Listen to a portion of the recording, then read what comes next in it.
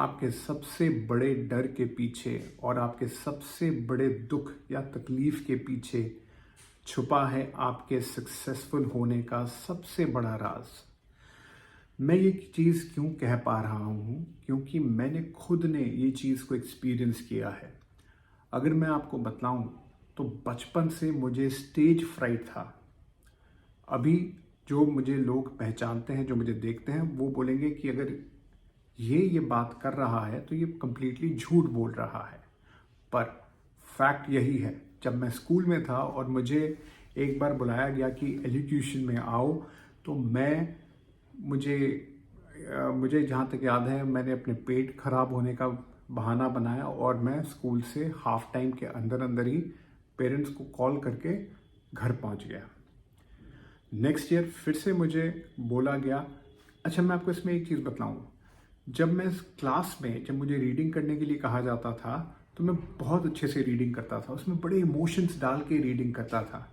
पर वही चीज़ जब मुझे बोला जाता था कि तुम स्टेज में आके तुम्हें बोलना है, तो मुझे ऐसे लगता था कि जैसे मैं मेल्ट हो रहा हूँ, पूरा पसीनों पसीने होके कंप्लीटली ड्रेंच्ड, और मेरे हार्ट की पैल्पिटेशन बढ़ जाती थी। एनी विच वेज 3 साल 4 साल तक अवॉइड करने के बाद मुझे एक बार सिलेक्ट कर लिया गया और बोला गया कि चाहे कुछ हो जाए, चाहे तुम जाके स्टेज में चुपचाप क्यों ना खड़े रहो, you have to take the part in elocution. तो भाई साहब, मैं पहुंच तो गया और एलोक्यूशन के पहले वाले दिन मैंने जानबूझ के बहुत ठंडा आइसक्रीम, बर्फ़, सब कुछ खा पी लिया कि नेक्स्ट डे मेरी जो आवाज़ है वो बैठ जाए और मुझे स्टेज में चढ़ के कुछ बोलना ना पड़े। कट टू, मेरा नंबर आया, मुझे बुलाया गया स्टेज पे बोलने के लिए। मैं चढ़ा एज यूजुअल, पसीनों पसीने, और मेरा गला जो था वो कम्प्लीटली बैठा हुआ था। पर पता नहीं क्या हुआ, जैसे कि मेरे अंदर माता घुस गई और मैंने इतना बढ़िया बोला कि मुझे उस दिन I think I got the third prize.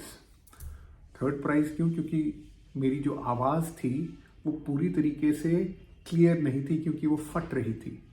पर फिर भी शायद जजेस को इतना पसंद आया कि उन्होंने मुझे थर्ड प्राइज़ दे दिया।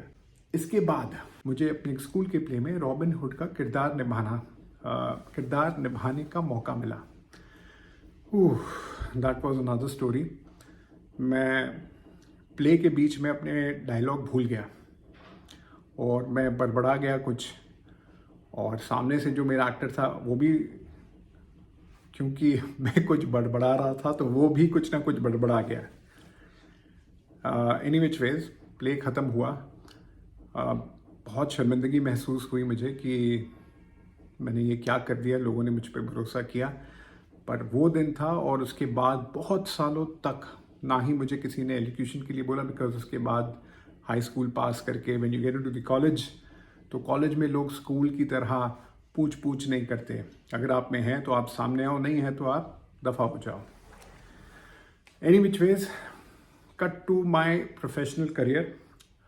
मैं जब ट्रेनर बना अपने एक इंश्योरेंस कंपनी के स्टिंट में, तो somehow I could communicate properly और मैं बहुत अच्छे तरीके से प्रेजेंटेशंस देता, बहुत अच्छे तरीके से ट्रेनिंग्स देता। एक बार मुझे याद आया, फिर से ये जो चीज़ मुझे हॉन्ट करने के लिए वापस आई थी, स्टेज फ्राइट, वो था कि एक बहुत बड़े 5 स्टार होटल में मेरे को सीनियर मैनेजमेंट से लेके till the junior most management, एक 300-400 बंदों को एक बहुत बड़ा कॉन्टेस्ट लॉन्च करना था along with training of the product. अब भाई साहब, जब मैं स्टेज में चढ़ा और मैंने वो 500 लोगों को देखा, तो मुझे वो वापस से रॉबिन हुड वाला किस्सा याद आ गया और मुझे लगा जैसे कि मैं अचानक से मेल्ट हो रहा हूँ। फिर भी ऊपर वाले की कृपा है कि इतना अच्छा उस दिन प्रेजेंटेशन हुआ कि the entire management team got up और उन्होंने तालियां बजाई। It was a moment, one of the highlight moments of my career. अब क्या है कि आज के डेट में मुझे कोई स्टेज में बुला ले बस, उसको मुझे स्टेज से उतारने के लिए पूरे अपने दम लगा देना पड़ेगा, तब मैं जाके उतरूँगा। तो क्या था कि बचपन से जो चीज़ मुझे हॉन्ट करता आता था, मैंने आहिस्ता आहिस्ता उस पे काम किया।